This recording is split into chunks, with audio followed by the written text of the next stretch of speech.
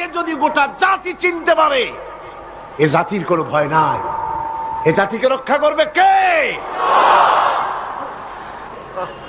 Guinness বুক, যেটা পৃথিবীর সবকিছু উল্লেখযোগ্য রেকর্ড করা হয় যে বইতে, সে বইতে লেখা হয়েছে প্যাসিফিক ওশেন, প্রশান্ত মহাসাগরের ভেতরে একটি নদী আবিষ্কার হয়েছে, যে নদীটি 250 মাইল চওড়া, 4000 মাইল লম্বা।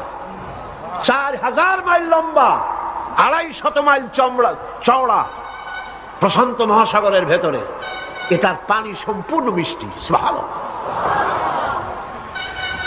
চতুর্দিকের পানি নোনা, মাঝখানে বিরাট এই নদী, সমুদ্রের ভিতরেই নদী, মাঝখানে মারাজাল বাহরাইনি ইয়ালতাকিয়ান বাইনাহুমা বারযাখুন লা ইয়াবগিয়ান। মাঝখানে কোনো পার্টিশন নাই, অথচ নোনা পানির ক্ষমতা নাই মিষ্টি পানিকে নোনা বানায়, আর মিষ্টি পানিরও ক্ষমতা নাই নোনা পানিকে মিষ্টি বানায়। মাঝখানে কোনো পার্টিশন নাই। চোখে দেখো না? আল্লাহ পাক বলছেন আইলাহুম মাআল্লাহি বাল আকসারুহুম লা ইয়ালামুন।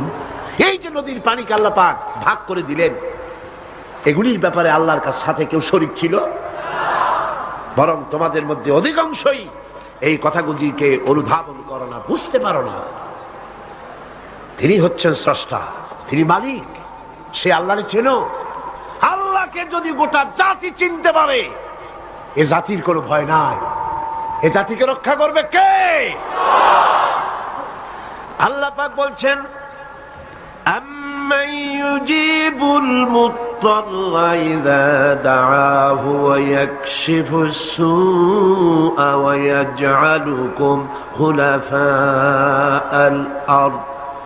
আল্লাহ পাক বলেন এমন কে আছেন যিনি ব্যাকুল এবং অস্থির দোয়া যিনি শোনেন, এমন কে যিনি তোমাদেরকে দুনিয়ার খলিফা বানায় দিয়েছেন, দুনিয়া ব্যবহার করার উপযোগী করে দিয়েছেন, ব্যবহার করার ভোগ করার সুযোগ করে দিয়েছেন। তিনি কে? তিনি হচ্ছেন আল্লাহ পাক।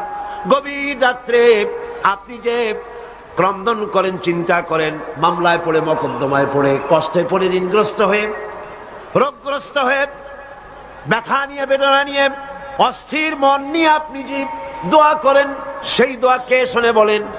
কে শোনে?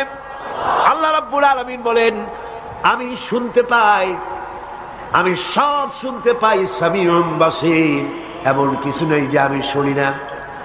সমুদ্রের অতল তলদেশে শৈবালের সাথে লাগানো, প্রবালের সাথে লাগানো ছোট্ট একটি পোকা, যা মাইক্রোস্কোপ যন্ত্র ছাড়া দেখা যায় না, আটলান্টিক মহাসাগরের অতল তলদেশে ওই পাথরের সাথে মিশে থাকা ছোট্ট পোকাটি যদি ক্ষুধার জ্বালায় চিৎকার মারে, যদি পেটের যন্ত্রণায় চিৎকার মারে, কেউ শোনে না।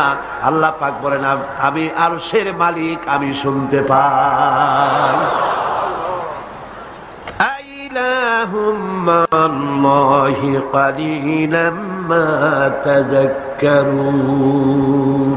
এগুলি আমি শুনি, আর পৃথিবী ভোগ করার জন্য আমি তোমাদেরকে অধিকার দিয়েছি। মানুষ মঙ্গল গ্রহে যাচ্ছে, তাতে আমার কোনো ক্ষতি নেই। আপনাদের ক্ষতি আছে? যাক না মঙ্গল গ্রহে, কিন্তু একটা বিষয় ক্ষতি হয়। আমি বিজ্ঞানে আমাকে গোড়া ধর্মান্ধ ভাবার কোনো কারণ নাই। বিজ্ঞান চলে যাক মঙ্গল গ্রহে, কিন্তু তার উপকারিতা কতটুকু তা আমাদের দেখতে হবে, দেখা উচিত না? পৃথিবীর মানুষ যেখানে না খেয়ে মারা যাচ্ছে, যে টাকা খরচ করা হলো মঙ্গল গ্রহে যাওয়ার জন্য, সেই টাকা দিয়ে যদি বিদ্যুৎ তৈরি করা হতো, পৃথিবীর প্রত্যেকটি মানুষের বাড়িতে বাড়িতে বিদ্যুৎ পৌঁছে দেওয়া যেত।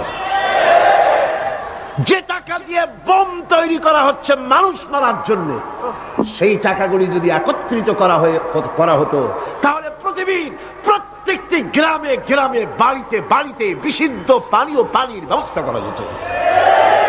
মানুষ মারার জন্য যত অস্ত্র তৈরি হলো, তা যদি একত্রিত করা হতো, সেই টাকা দিয়ে পৃথিবীতে এত হসপিটাল করা যেত যে বিনা চিকিৎসায় কেউ মারা যেত।